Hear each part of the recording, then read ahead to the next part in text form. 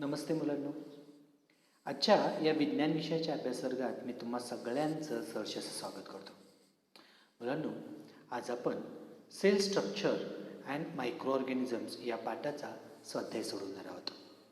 यातला आपला पहिला प्रश्न आहे, फिल इन द ब्लँक्स. आपण सगळी वाक्य समजून घेऊयात. पहिलं वाक्य, garbage is converted into fertilisers by microorganisms. Garbage म्हणजे कचरा, कन्व्हर्टेड म्हणजे रूपांतरित केला जातो, इनटू फर्टिलायझर्स खतामध्ये, बाय मायक्रो ऑर्गॅनिझम सूक्ष्मजीव. म्हणजे पर्यावरणातले सूक्ष्मजीव हे कचऱ्याचं रूपांतर खतामध्ये करतात. Second sentence, the nucleus is the most important organelle of the cell. Nucleus म्हणजे केंद्रक, मोस्ट इम्पॉर्टंट म्हणजे अतिशय महत्त्वाचं असं, ऑर्गनेल म्हणजे अंगक, ऑफ द सेल म्हणजे पेशीचं, म्हणजे पेशीतील सर्वात महत्त्वाचं अंग म्हणजे न्यूक्लियस होय किंवा केंद्रक. Third sentence, mitochondria are called the powerhouse of the cell. Mitochondria म्हणजे तंतुकणिका, पेशीमधला हे एक महत्त्वाचं असं अंगक आहे. हे अंग, या अंगकालाच पेशीचं ऊर्जा केंद्र, पॉवर हाऊस असं म्हटलं जातं. Fourth sentence, the chloroplast in plant cell carries out the function of photosynthesis. Photosynthesis म्हणजे काय? प्रकाशसंश्लेषण. म्हणजे वनस्पती पेशींमध्ये क्लोरोप्लास्ट म्हणजे हरितलवक असतं. या हरितलवकामार्फतच वनस्पती पेशीमध्ये प्रकाशसंश्लेषणाची क्रिया घडून येते. आपण फिफ्थ सेंटेन्स पाहतोय, an electron microscope is necessary for the study of microbes and cell organelles. Cell organelles म्हणजे पेशी अंगक, पेशीचे जे विविध भाग आहेत त्यांचा अभ्यास करण्यासाठी मायक्रोब्स, आणि मायक्रोब्स म्हणजे सूक्ष्मजीव, यांचा अभ्यास करण्यासाठी आपल्याला इलेक्ट्रॉन सूक्ष्मदर्शकाचा वापर करावा लागतो. Sixth sentence, the organelle called the plastids is present in plant cells only. The organelle called plastids. plastids नावाचं जे अंगक आहे, हे अंगक फक्त वनस्पती पेशींमध्ये आपल्याला आढळून येतं. प्राणी पेशींमध्ये हे अंगक आपल्याला आढळून येत नाही. अशा प्रकारे आपण फिल इन द ब्लँकचा प्रश्न समजून घेतला आहे. तो तुम्ही पुन्हा पुन्हा वाचा, हा व्हिडिओ पुन्हा पुन्हा रिवाइंड करून पहा, म्हणजे तुम्हाला समजण्यास सोपं जाईल. त्यानंतर आपण यातला पुढचा प्रश्न अभ्यासणार आहोत. आपला पुढचा प्रश्न आहे question number 2, write true or false. अर्थात चूक की बरोबर ते लिहा. यातली सगळी वाक्य आपण समजून घेऊयात. पहिलं वाक्य आहे, we can see cells with the naked eyes. Naked eyes म्हणजे उघड्या डोळ्यांनी. सेल म्हणजे पेशी, म्हणजे आपण उघड्या डोळ्यांनी पेशी पाहू शकतो. हे वाक्य चुकीचं आहे म्हणून false. Second sentence, cell wall is present only in plant cells. Cell wall म्हणजे पेशीभित्तिका. पेशीभित्तिका या फक्त वनस्पती पेशींमध्ये आढळून येतात. हे वाक्य बरोबर आहे म्हणून true. Third sentence, all microorganisms are harmful to us. Microorganisms म्हणजे काय? मायक्रो म्हणजे सूक्ष्मजीव, हार्मफुल म्हणजे हानिकारक. सर्व सूक्ष्मजीव हे हानिकारक असतात. हे वाक्य चुकीचं आहे म्हणून false. Fourth sentence, the body temperature of a healthy human is about 27 degree Celsius. Body temperature म्हणजे शरीराचं तापमान. हेल्दी ह्युमन म्हणजे निरोगी मानवाच्या शरीराचं तापमान हे 37 अंश सेल्सिअस इतकं असतं. हे वाक्य चुकीचं आहे. ते 37 अंश सेल्सिअस इतकं असतं म्हणून हे वाक्य फॉल्स आहे. आपण चौथं वाक्य पाहूया. The body temperature of a healthy human, हे वाक्य झालं आपलं. Fifth sentence, we should not take any medicines on our own. बघा, बऱ्याच वेळेला आपण आजारी पडतो आणि आजारी पडलं की आपण काय करतो, स्वतःहूनच मेडिकलमध्ये जाऊन औषधं विकत आणतो. म्हणजे डॉक्टरांकडे आपण जातच नाही. अशा प्रकारे आपण we should not take any medicines on our own, म्हणजे अशा प्रकारे आपण स्वतःहून औषधे घेऊ नये. हे वाक्य बरोबर आहे, म्हणून ट्रू. यातलं 6वं वाक्य, microorganisms are present all around us. Microorganisms म्हणजे सूक्ष्मजीव आणि ऑल अराउंड अस म्हणजे आपल्या सभोवती. सूक्ष्मजीव हे आपल्या सभोवती सर्वत्र असतात. बरोबर आहे, हे वाक्य ट्रू. आपण 2 प्रश्न पाहिले. Question number 1 filling the blanks आणि question number 2 write true or false. आता आपण यातला पुढचा प्रश्न पाहणार आहोत. आपला पुढचा प्रश्न आहे आन्सर इन 1 सेंटेन्स, अर्थात एका वाक्यात उत्तरे लिहा. आपण यातला एक एक प्रश्न समजून घेऊयात. आपला त्यातला पहिला प्रश्न आहे how will you know that a foodstuffs is spoiled. Spoiled म्हणजे खराब होणे आणि फूडस्टफ म्हणजे अन्नपदार्थ.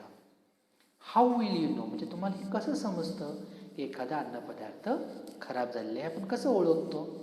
याचं उत्तर आहे the taste, colour and smell of the foodstuffs changes when it is spoiled.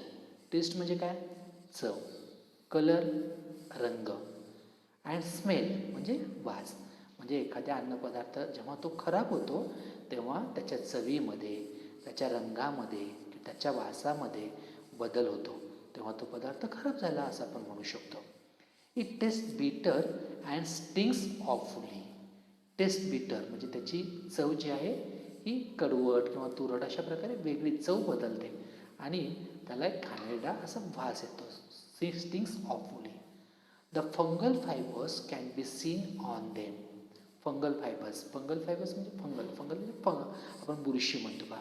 तर कधीकधी या अन्नपदार्थांमध्ये बुरशीची वाढ आपल्याला झालेली दिसते. Thus we come to know that the foodstuff is spoiled. आणि तेव्हा आपल्याला हे समजतं की तो अन्नपदार्थ खराब झालेला आहे. आपण दुसरं वाक्य पाहूया. दुसरा प्रश्न पाहूया. What is a cell. Cell म्हणजे पेशी. पेशी म्हणजे काय. याचं उत्तर आहे the structural and functional unit of the body is called a cell. पेशीचं रचनात्मक आणि कार्यात्मक घटक किंवा एकक याला आपण पेशी असं म्हणतो. Structural and functional unit of the body आपल्या शरीराचा एक रचनात्मक आणि कार्यात्मक एकक म्हणजे पेशी होय. थर्ड सेंटेन्स आपण पाहूया. What are microorganisms. Microorganisms म्हणजे काय, सूक्ष्मजीव म्हणजे काय. आन्सर आपण समजून घेऊया. The living organisms which cannot be seen with our eyes but can be seen only under compound microscope are called microorganisms. Living organisms म्हणजे सजीव. The living organisms which cannot be seen with our eyes, जे आपल्याला नुसत्या डोळ्यांनी दिसत नाहीत, but can be seen under a compound microscopes. पण हे सूक्ष्मजीव आपल्याला किंवा हे जे सजीव आहेत हे आपल्याला डोळ्यांनी दिसत नाही, तर त्यांना पाहण्यासाठी आपल्याला सूक्ष्मदर्शकाचा वापर करावा लागतो. अशा सूक्ष्मजीवांना किंवा अशा सजीवांना आर कॉल्ड मायक्रो ऑर्गॅनिझम्स, सूक्ष्मजीव असं म्हणतात. यातला पण चौथा प्रश्न पाहूया. Which are different types of microorganisms. मायक्रो ऑर्गॅनिझम्सचे विविध प्रकार कोणते, वेगवेगळे प्रकार कोणते. याचं उत्तर आहे बॅक्टेरिया म्हणजे जीवाणू, व्हायरस म्हणजे विषाणू, फंगस म्हणजे बुरशी, अँड अल्जी म्हणजे शैवाल are all the different types of microorganisms. हे सूक्ष्मजीवांचे वेगवेगळे प्रकार आहेत. आपण हे 3 प्रश्न एका वाक्यात उत्तराचा हा जो प्रश्न आहे तो आपण वाचूया. तुम्ही माझ्यासोबत वाचा. Question number 3 answer in 1 sentence. त्यातलं first, how will you know that a foodstuff is spoiled. Answer the taste, colour and smell of the foodstuffs change when it is spoiled. It tastes bitter and stings awfully. The fungal fibers can be seen on them. Thus, we come to know that the foodstuff is spoiled. Second, what is a cell? Answer, the structural and functional unit of the body is called a cell. Third, what are microorganisms? Answer, the living organisms which cannot be seen with our eyes but can be seen only under microscope, compound microscope, are called microorganisms. Fourth, which are different types of microorganisms? Bacteria, virus, fungus and algae are all different types of microorganisms. याच answer in one sentence मधले आणखी काही प्रश्न आपण पाहणार आहोत. आपला यातला पाचवा प्रश्न आहे, how do the cell acquire a definite shape? पेशींना आपला निश्चित आकार कशामुळे प्राप्त होतो? शेप म्हणजे आकार. The cells acquire definite shapes due to their cell wall and plasma membrane. म्हणजे पेशीमध्ये असलेली सेल वॉल, पेशी भित्तिका आणि प्लाझ्मा मेम्ब्रेन, पेशीपटल यांच्यामुळं त्या पेशीला निश्चित असा आकार प्राप्त होतो.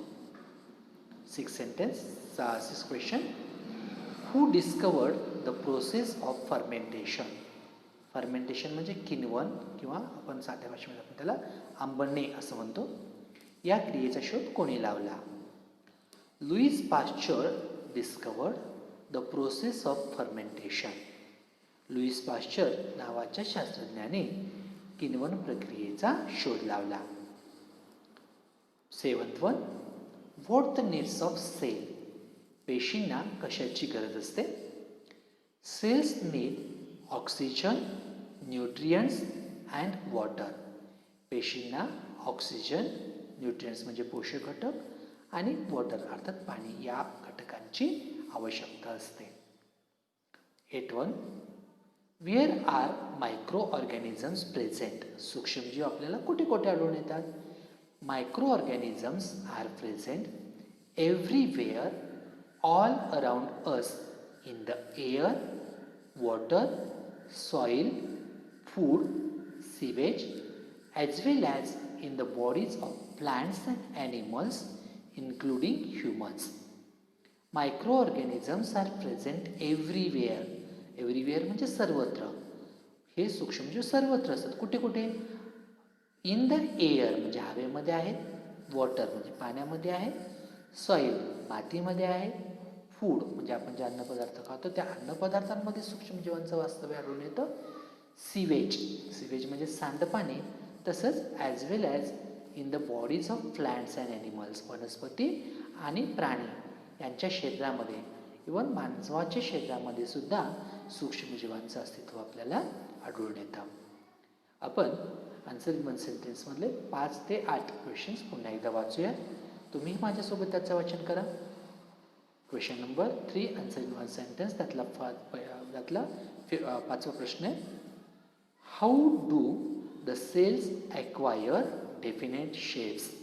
Answer, the cells acquire definite shapes due to their cell wall and plasma membrane. Sixth one, who discovered the process of fermentation? Louis Pasteur discovered the process of fermentation. Seventh one, what the needs of cells? Answer, cell needs oxygen, nutrients and water. 8.1, where are microorganisms present? Answer, microorganisms are present everywhere, all around us, in the air, water, soil, food, sewage, as well as in the bodies of plants and animals, including human. विद्यार्थी मित्रांनो, आपण अशा प्रकारे आपला 11व्या पाठातला exercise number 1 आपण अभ्यासलेला आहे. तो तुम्ही वहीत लिहून घेतलेलाच असेल. हा व्हिडिओ पाहून तो पुन्हा पुन्हा समजून घ्या आणि यातल्या प्रश्नांची उत्तरं पाठ करा. आजच्यासाठी आपण इथंच थांबणार आहोत. थँक्यू.